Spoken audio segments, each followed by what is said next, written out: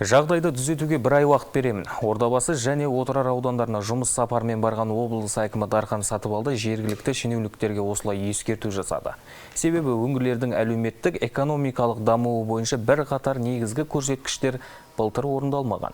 Облыс басшысы кемшіліктерге жеке тоқталып, жауаптылардың салаға салғырттығын қатаң сынға алды. Облыс басшысы алдымен 300-дің басы озылған Ордабасыда болып, әлеуметтік маңызы бар құрылыс нысандарын аралады. Төрткүл елді мекеніндегі 300 орындық, Шұбарсу ауылындағы 600 орындық білім ұяларының құрылысы 2022 жылдан бері тоқтап тұр.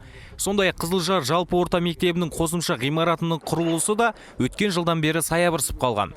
Дархан Сатыбалды жұмысына салғырттық танытқан басшылар мен мердігерлерді сынға алып, білім ошақтарының мәселесін ретке келтіруді тапсырды.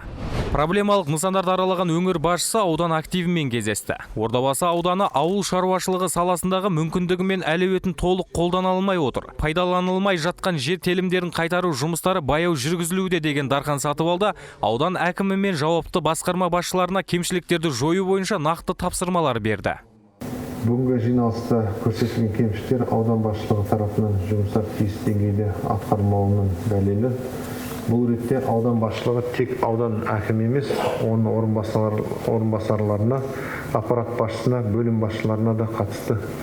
Сіздерді мен әдейі өзім көрейін деп, қандай азаматтар істеп жатыр екен деп келіп отырмыз. Сіздердің жағдайларыңызды, мынау біліктіліктеріңізді, білімдеріңізді қарап, осыдан белгілі болады. Кім қандай шешім қабылдайды, не жауап бере алатынына қарап. Барлық айтылған тапсырмалар хаттамаға енгізілсін. Облыс әкімі Ордабасы ауданнан кейін жоспарлы іс сапарын Отырар ауданында жалғастырды. Ұлылар мекеніндегі орталық аурухананың жай-күйімен танысты. Сыртқы қабырғалары жарылып, ішкі едендері мен кафельдері жарамсызданған денсаулық сақтау нысаны күрделі жөндеуді қажет етеді. Тұрғындардың денсаулығын жақсарту өте маңызды деген өңір басшысы заң шеңберінде жауаптыларға тиісті жұмыстарды жүргізуді тапсырды. Отырар ауданында туризм, ауыл шаруашылығы, балық шаруашылығын дамытуға мүмкіндік мол. Инвестиция тарту, жаңа жұмыс орындарын ашу жөнінде де жұмысты күшейту керек.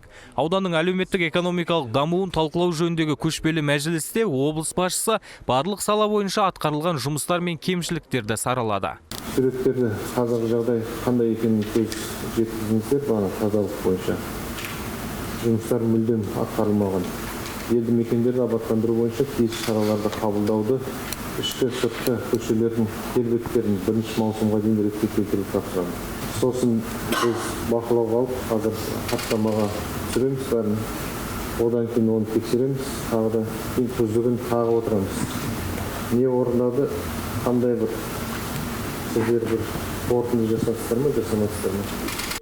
Сондай-ақ қос ауданда ішкі жолдардың сапасы сын көтермейді. Тұрғын үй коммуналдық шаруашылығы саласында бірқатар қордаланған мәселелер бар.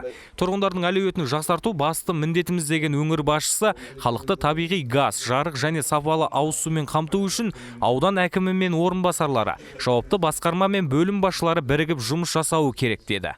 Бексұлтан Бекбатша, Сұлтан Болатұлы, Түркістан 24.